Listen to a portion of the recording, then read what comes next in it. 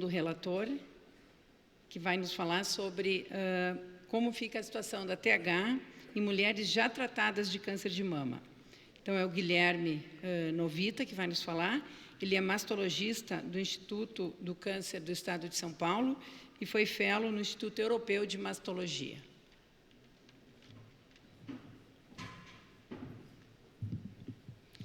Bom dia a todos. Queria agradecer pelo convite. E, para declarar o primeiro conflito de interesse, eu sou mastologista. E o mastologista tem uma posição sempre muito fácil em relação à terapia hormonal da menopausa. A gente contraindica e sobra para o ginecologista lidar com todos os problemas relacionados à falta de hormônio nas mulheres na pós-menopausa. Esse consenso foi fundamental até para a Sociedade de Mastologia assumir uma coparticipação nisso e a gente chegar num consenso. Quando me falaram desse consenso, eu imaginei que isso daqui ia ser quase que nem o UFC na televisão. E eu achei que a gente ia apanhar, porque a gente estava em menor número, mas o consenso foi muito agradável. Parabenizo todos os integrantes da SOBRAC, obviamente os amigos da SBM. Foi realmente um consenso sem quase nenhum ponto de discussão. A gente seguiu esses graus de recomendação, níveis de evidência A, B, C e D, conforme todos os guidelines, e o que restou para eu falar agora vai ser sobre a terapia hormonal em sobreviventes de câncer de mama. Na falta de estudos, vamos citar aqui, sobreviventes de câncer de mama, toda paciente que já teve carcinoma invasivo de mama, carcinomas in situ de mama e as hiperplasias com atipia.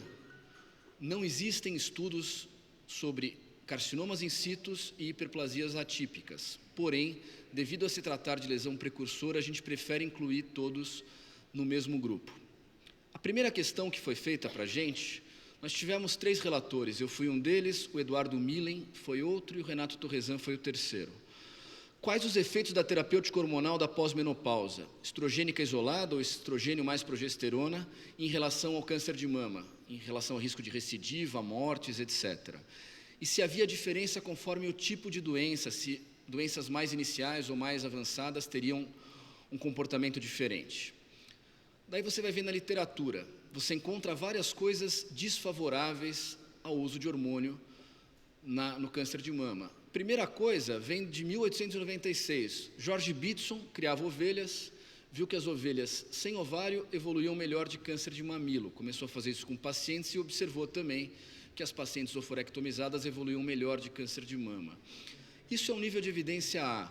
Existe um benefício claro da supressão hormonal em pacientes que tiveram câncer de mama. Isso daí faz parte do tratamento. É uma coisa meio incongruente, às vezes, para o mastologista, você fazer uma supressão hormonal por um lado e você dar terapia hormonal por outro. E alguns estudos, esses 2 últimos, com séries pequenas de pacientes, séries pequenas são sempre complicadas, às vezes você tem 10 pacientes de cada lado, se uma delas escorrega no banheiro e cai, bate a cabeça e morre, você já estragou toda a sua estatística para um lado ou para o outro. Então temos que tomar bastante cuidado com esses estudos, mas os estudos demonstravam que a TRH aumentava câncer de mama. Por outro lado, existem vários relatos favoráveis na literatura, em caso controle, cortes, também com número limitado de pacientes, no nível de evidência aqui C, assim como os anteriores, mostrando que a TH não piorava o risco do câncer de mama em sobreviventes. E isso levava muita gente na literatura a contestar você proibir hormônio para essas mulheres. Os suecos desenharam 2 estudos randomizados sobre o assunto. O primeiro estudo, o estudo HABITS, que era um estudo chamado Hormonal Replacement After Breast Cancer, Is It Safe? Ele era programado para randomizar 1.300 sobreviventes de câncer de mama entre sintomáticos não hormonais, tá? Excluía aqui também a tibolona, e terapia hormonal, que era livre. Não era um estudo duplo cego, não era um estudo cego, as pacientes sabiam o que estavam tomando.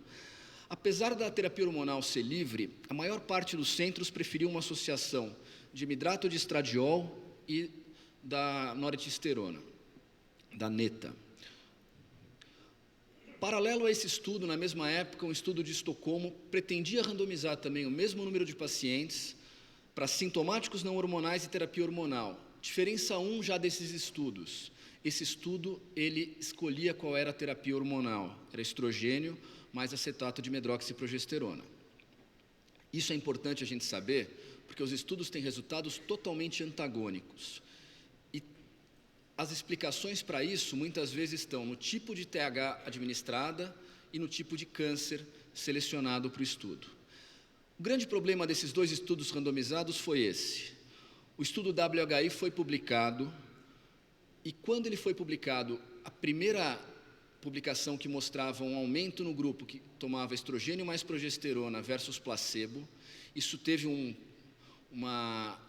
pânico geral em todas as pacientes, foi aquela época do decréscimo absurdo da terapia hormonal, e o câncer de mama tem um impacto muito grande. Apesar da mortalidade hoje ser algo bastante controlado, a gente vê que o câncer de mama está se tornando cada vez mais uma doença crônica. A fobia que isso gera na população feminina é uma coisa absurda e inexplicável, visto os números atuais da doença. Quando saiu que o estrogênio mais progesterona aumentava o risco de câncer de mama, os dois estudos que estavam no início da randomização foram para uma revisão independente. Nessa revisão independente, o primeiro estudo, o HABITS, foi orientado que fosse suspenso pelo risco aumentado. E o estudo de Estocolmo foi orientado que continuasse. Porém, o pessoal do estudo de Estocolmo também optou por suspender esse estudo na fase que estava. O estudo HABITS randomizou 442 mulheres para terapia hormonal e placebo. Um dado interessante, axila positiva, tinha um número grande de pacientes com axila positiva, denotando que era um grupo de pacientes com cânceres mais avançados. Aqui está o desenho do estudo, as mulheres que foram randomizadas, 223, 224. Um dado interessante, 11 do grupo que deveria tomar hormônio nunca tomou hormônio. 39 do grupo que não deveriam tomar hormônio, deveriam tomar placebo, tomaram hormônio. Observaram 39 eventos de câncer de mama no grupo que usava hormônio e 17 eventos no grupo que não tomava hormônio. E o pior, desses 17 eventos, 5 ocorreram em pacientes que tinham tomado hormônio. O estudo era intention to treat, mas isso daí é um dado que também foi avaliado. Então, assim, o hormônio foi claramente desfavorável nesse estudo. Aqui está o gráfico mostrando uma piora importante do grupo que tomou a terapia de reposição hormonal, e aparentemente para todos os tipos, exceto para tumores que eram receptor negativo originalmente, mas como os números são muito baixos, você não pode afirmar isso. Em situações assim, você não tem poder estatístico para afirmar que houve uma diferença. Não dependia também do tipo de terapia hormonal administrada, se era sequencial, se era só estrogênio, se era outro tipo, se era combinado contínuo. Isso daí, nesse estudo, com um número limitado, isso tudo é um nível de evidência, grau de recomendação B. Já o estudo de Estocolmo randomizou esse número de pacientes, tá? Basicamente quase 400 pacientes, aparentemente tumores com menor estadiamento, ou seja, tumores mais iniciais, tá? Mas também foi randomizado. E isso daqui é a revisão de 10 anos que foi publicada há umas 2 semanas, mais ou menos, mostrando que quase todos os riscos foram iguais. Isso daqui é para primeiros eventos e o número total de eventos. A única diferença foi um discreto aumento de câncer de mama contralateral no grupo que fez uso de terapia hormonal. Como vocês podem ver os gráficos, não alterou eventos oncológicos e não alterou mortalidade. Estudos parecidos, resultados diferentes. Possíveis explicações, tipo de TH administrada, outra explicação, tipo de câncer selecionado. Na prática, estudos bastante limitados, grau de recomendação B, é impossível afirmar categoricamente algo contra ou a favor, baseado somente nesses estudos. Portanto, a gente vai responder a primeira questão da seguinte forma: a terapia hormonal não deve ser recomendada a pacientes com história pregressa de câncer de mama ou lesões precursoras do câncer de mama. Porém, não é possível afirmar o risco efetivo desta terapia hormonal. Quem disser que aumenta com certeza está fazendo um grande exercício de elucubração, de adivinhação. Sugere-se evitar o uso dessas terapias o máximo possível, obviamente, você tentar sintomáticos não hormonais, mas em casos extremos, com informação da paciente e anuência desta, você pode usar a TH, isso é recomendado por algumas sociedades internacionais, desde que por um curto período, doses baixas, vias que não a oral, isso daí poderia ser feito. Segunda questão, quais os efeitos da terapêutica hormonal pós-menopausa com tibolona? E se havia diferenças conforme o tipo de câncer? Tibolona é mais fácil a gente falar. Tem um estudo com grau de recomendação A, que é o Liberate. O Liberate randomizou mais de 3.000 mulheres sobreviventes de câncer de mama para usar tibolona ou placebo, um estudo randomizado, duplo cego. Esse estudo também foi suspenso após 4 anos e meio, 6 meses antes dele completar o seu tempo desejado, porque você tinha um aumento significativo do número de eventos no grupo que usava tibolona. E esse aumento se deve principalmente a recidivas à distância, ou seja, metástases, que são o tipo de recidiva mais perigoso do câncer de mama. Esse daqui altera a sobrevida, recidiva local, recidiva contralateral, desde que tratados em tempo hábil, teoricamente não vão prejudicar a sobrevida. Os autores procuraram avaliar em termos de subgrupo. Aparentemente, para todos os subgrupos, você tem os gráficos em forest plot mostrando uma piora para o grupo que usava a tibolona, mas isso daqui nenhum dos grupos quase é significante e nem poderia ser, porque o estudo ele não atingiu o tempo suficiente, os intervalos de confiança ficaram maiores, então para essa questão, se para algum subtipo eu poderia usar a tibolona ou não, o nível de evidência aqui, o grau de recomendação é B.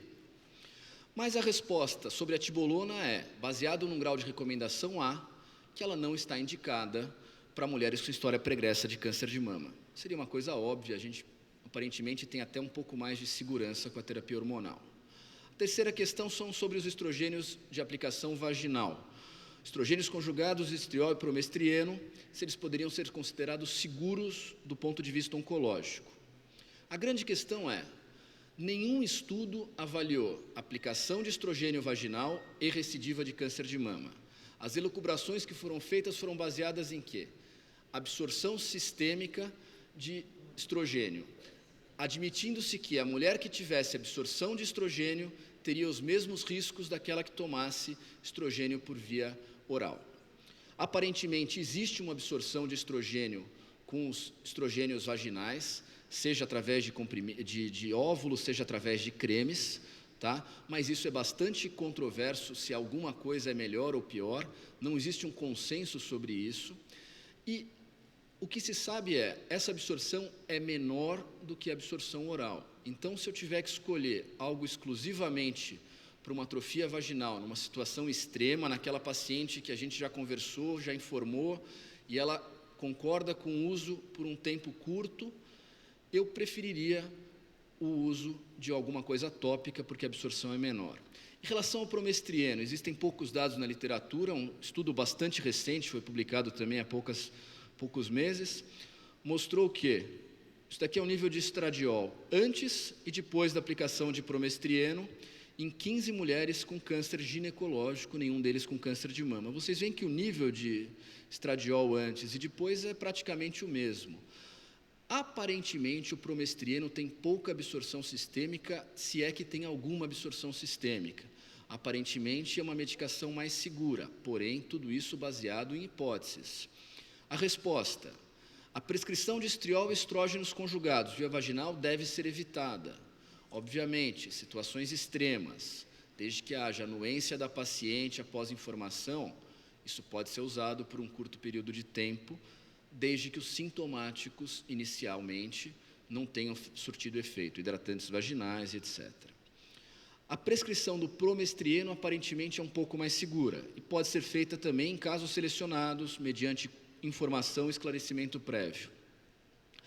A quarta questão são os fito-hormônios. Se há diferenças entre as substâncias disponíveis e também incluindo aqui a simicifuga racemosa, se tem o mesmo risco. É muito difícil estudar fitoterápico. Não existem estudos, grandes estudos sobre o fitoterápico, ainda mais numa população de pacientes que já teve câncer de mama. Algumas séries de casos controles, demonstraram que, aparentemente, o número de novos casos em relação a fitoterápico e controle, e o número de recidivas é semelhante, tá? Mas isso é um nível de evidência C, grau de recomendação C.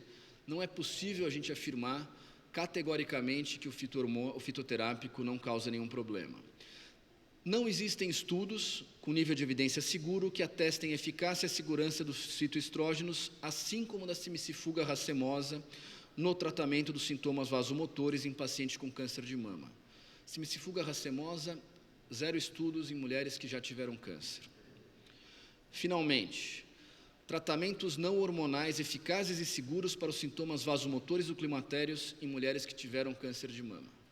Aqui seria, no meu modo de ver, a primeira parte da aula, porque a gente sempre tentaria isso para depois partir para a terapia hormonal, que seria a segunda opção. Para a gente saber o que a gente pode usar de alternativo, o ideal é a gente saber, por exemplo, um sintoma que é o mais queixado, além da atrofia vaginal no climatério, são os fogachos.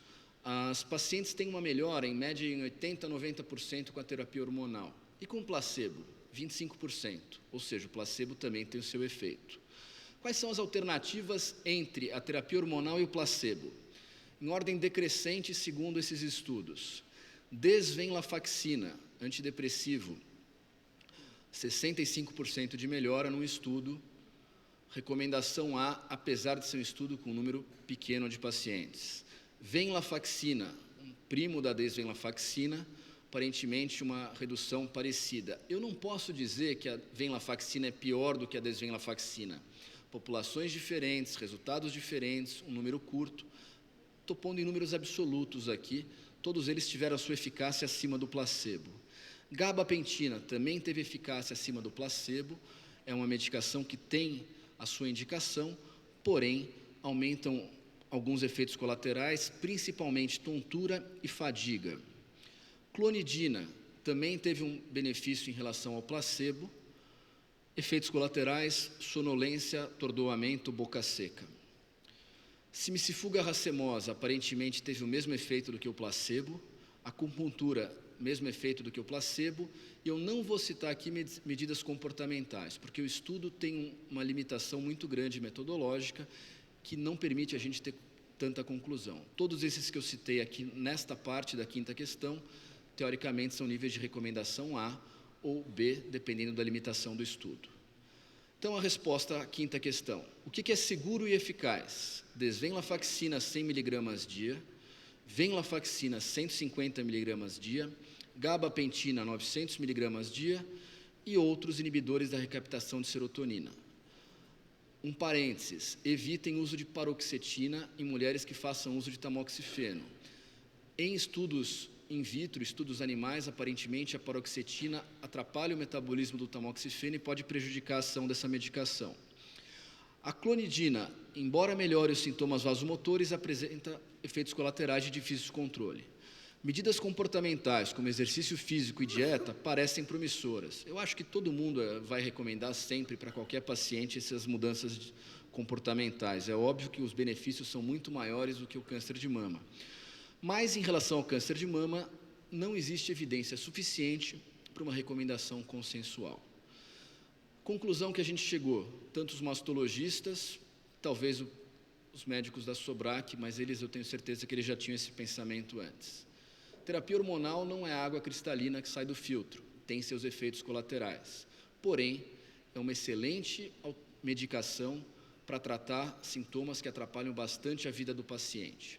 Aparentemente, existe um aumento de risco de câncer de mama em algumas combinações, não é possível quantificar todas essas combinações. Na dúvida, a gente prefere evitar o uso da terapia hormonal, sempre substituindo por medicações não hormonais, porém, obviamente, em casos com sintomatologia intensa, paciente consciente, que participe da decisão junto com o médico, ela pode ser utilizada e a gente prefere sempre terapias de menor dose, menor duração, e era isso que eu tinha para falar para vocês. Muito obrigado.